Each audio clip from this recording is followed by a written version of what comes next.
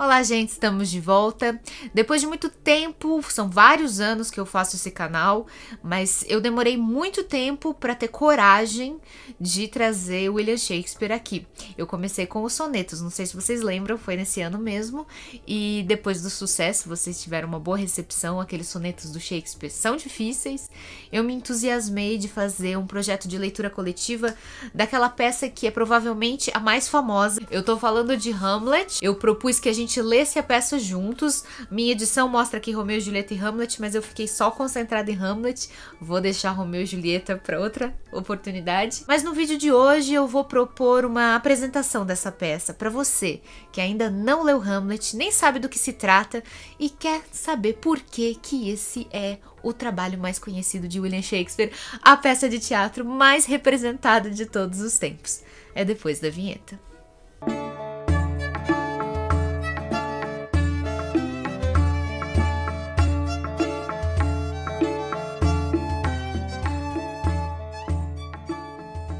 Bom, então vamos começar pelo começo. O ano que Shakespeare escreveu o Hamlet, como que ele fez isso, quais foram as inspirações. A verdade é que a gente não sabe, foi em algum momento entre 1599 e 1602. Para arredondar, vou falar 1600, né? Logo o comecinho do século 17, que era uma época muito gloriosa na história da Inglaterra, né? Do reino da Inglaterra.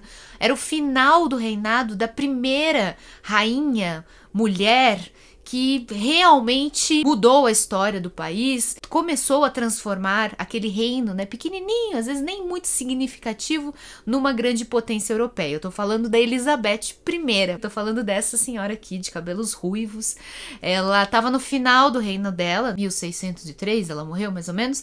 Enfim, a questão é que esse período do reinado dela, né, o período elisabetano, foi muito rico na produção teatral lá da Inglaterra, principalmente da capital, a cidade de Londres. Os admiradores do Shakespeare, os fãs adoram, né, representar essa época. Existe até ficção histórica sobre a vida do próprio Shakespeare. Quando Shakespeare escreveu essa história, muito provavelmente ele não criou a narrativa do zero, mas ele fez o que ele fazia sempre, com todas as peças famosas dele.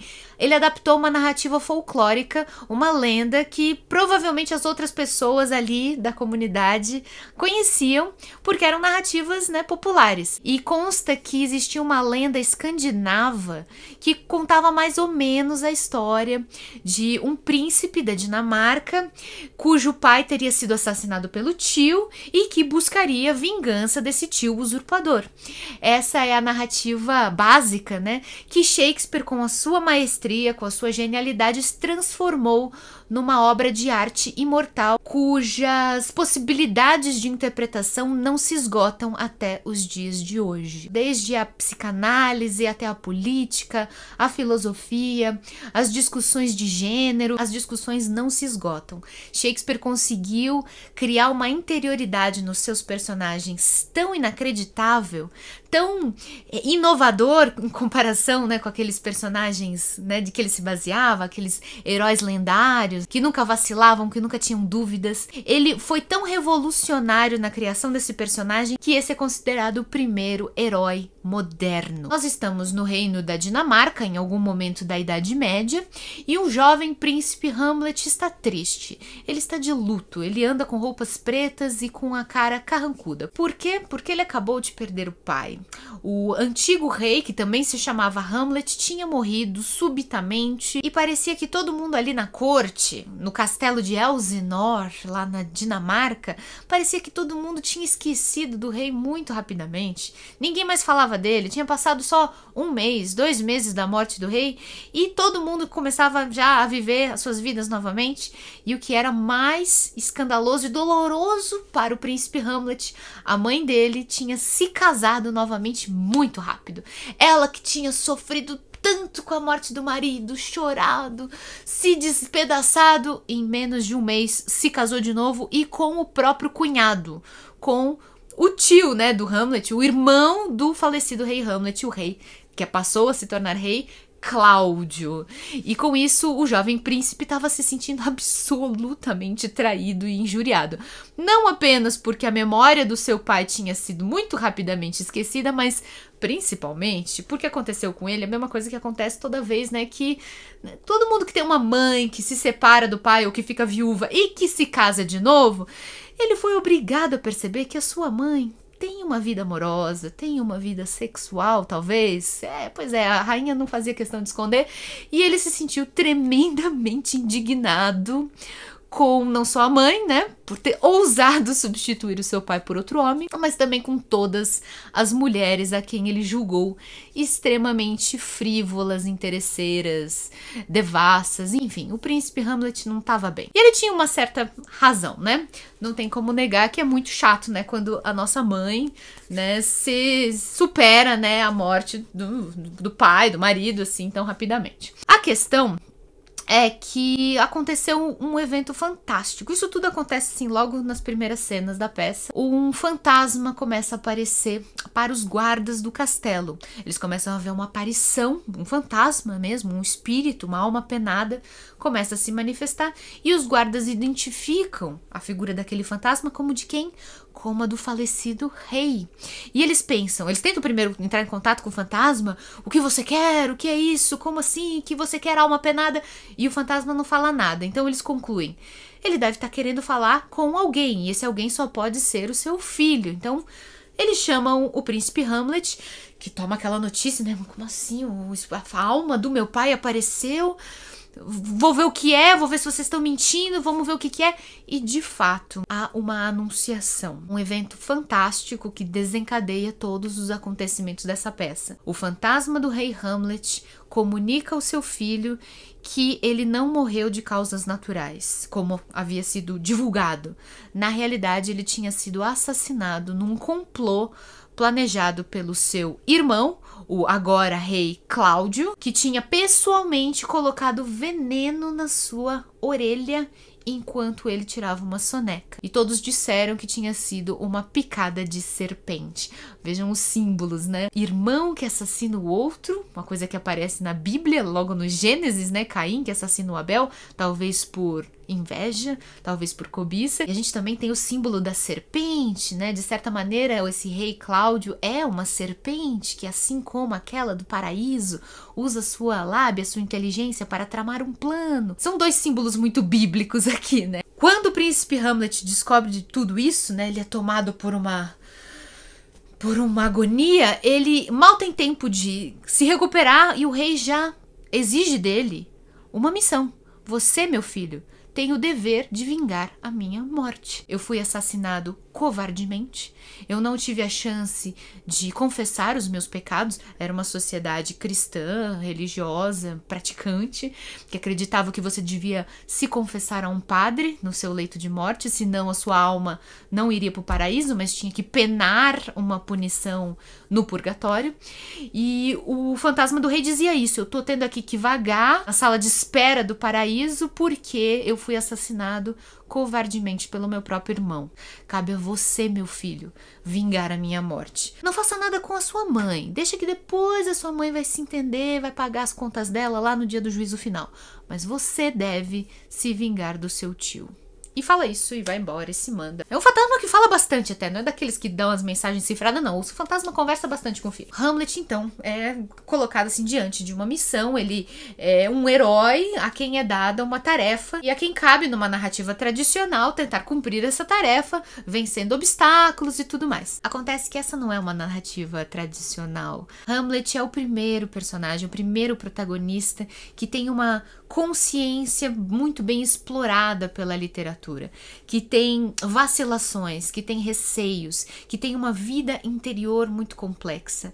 Ele é tomado por uma confusão de sentimentos e, como um ser humano real, ele tem medo do que vai acontecer.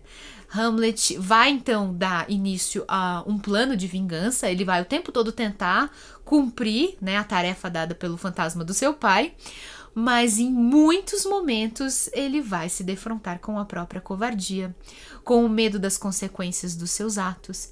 Ele vai tentar planejar uma série de artimanhas e de estratagemas para tentar fazer com que o seu tio confesse o seu crime, de maneira a mostrar para toda aquela sociedade que ele, o tio, é o assassino, ele é o culpado, mas ele tem medo das consequências, ele não sabe muito bem como fazer.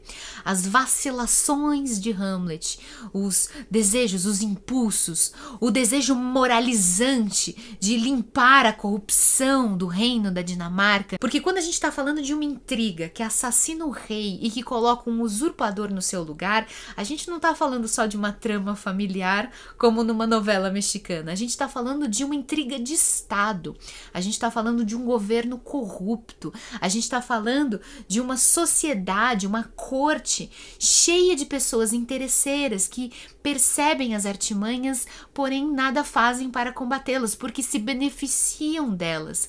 Hamlet vai se defrontar com toda uma corrupção do reino da Dinamarca. Existe uma frase famosa pronunciada logo no comecinho, da peça, quando a gente ainda tá para descobrir o que o fantasma vai dizer, é aquela frase que diz: há algo de podre no reino da Dinamarca. Essa frase enuncia que Hamlet é uma peça sobre podridão. Podridão não apenas por causa da sordidez do assassinato de um homem inocente pelo seu irmão inescrupuloso, mas também a podridão da corrupção, do Estado carcomido pelos interesses, pelas maquinações maquiavélicas, pelas encenações do jogo político da corte. Hamlet é uma peça que traz muitos temas que eu não vou conseguir abordar aqui nesse vídeo tão curto. Mas entre os temas mais fascinantes trazidos pela peça é esse jogo de encenações que a vida política representa. Dentro de uma corte que nada mais é do que um microcosmo de um governo, de um Estado, inclusive de um Estado moderno como o nosso Estado em que vivemos, o Estado brasileiro, dentro de uma corte, cada elemento, cada cortesão sabe o seu lugar, sabe interpretar o seu papel, sabe a quem ele deve bajular e a quem ele deve desprezar, e ele sabe o que ele deve fazer para atingir melhor os seus interesses. Esse jogo de encenações é o tempo todo discutido ao longo dessa peça. Muitos dizem que o lema de Hamlet é: a vida é um teatro. O Machado de Assis explorou muito bem essa ideia em muitos dos seus romances. O próprio Machado era declaradamente um fã do trabalho de William Shakespeare, e essa ideia de que o mundo é um jogo, é uma ópera, é um teatro no qual todos representam um papel, no qual todos têm algo a esconder. E Hamlet se sente encurralado no meio desse jogo de intrigas. E esse jogo de encenações é tão fascinante que num determinado momento da história, uma companhia de teatro chega na cidade e representa uma peça. Ou seja, nós temos uma peça de teatro dentro de outra peça de teatro. Como se já não fosse interessante o suficiente, existe um outro tema que é certamente a primeira imagem que vem na sua cabeça quando a gente fala de Hamlet, e eu tô até com a minha mãozinha segurada aqui, porque vocês vão imaginar um crânio, eu não tenho um crânio, tá, gente? Então eu coloco isso aqui, um crânio na minha mão.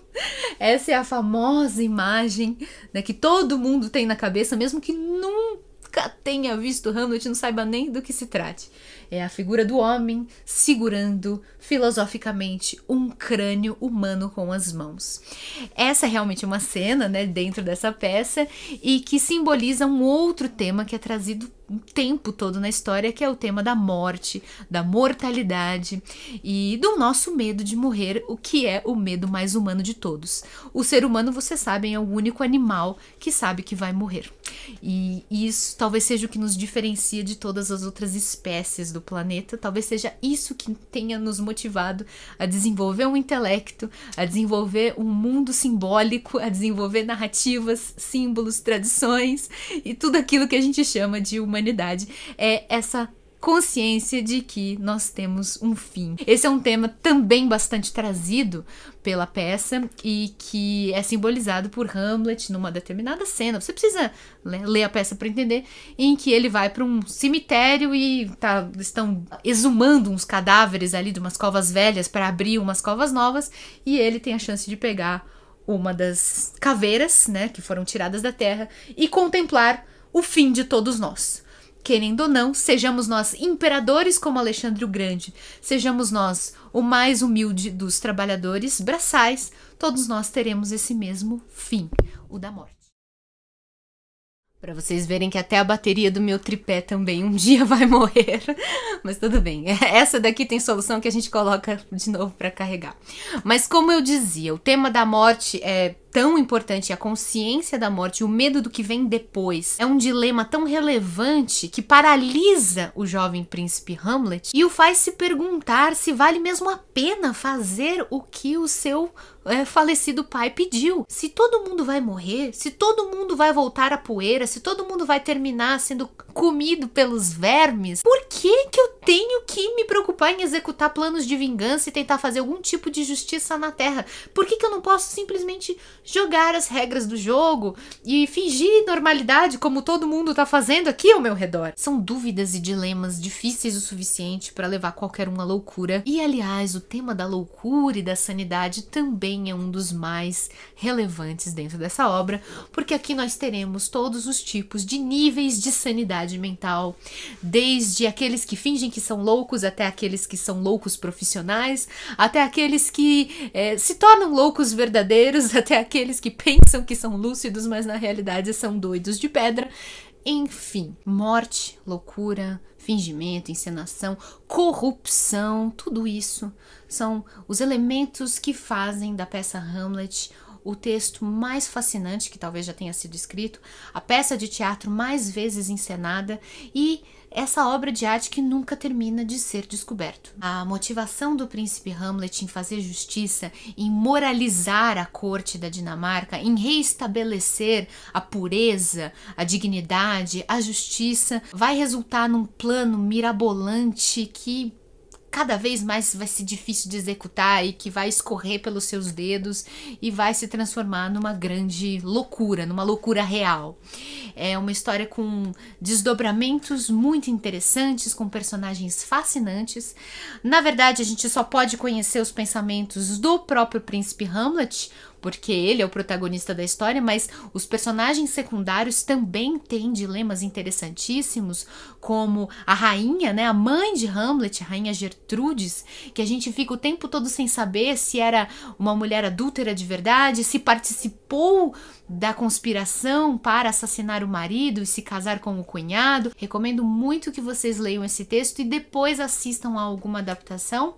Se não tiver teatro na sua cidade representando Shakespeare, não é desculpa, porque há muitas interpretações da peça aqui disponíveis no YouTube, tanto peças filmadas quanto filmes, alguns mais rápidos. Eu, por exemplo, assisti a versão do Zeffirelli, que está disponível dublada aqui no YouTube, completamente acessível, mas também existem outras adaptações disponíveis aqui no YouTube mesmo, para qualquer um assistir, algumas legendadas. É um livro que exige da nossa inteligência e que nos acrescenta como seres humanos. É um dos textos que a gente tem que ler antes de morrer. Um beijo a todos, a gente se vê no próximo vídeo, então até mais.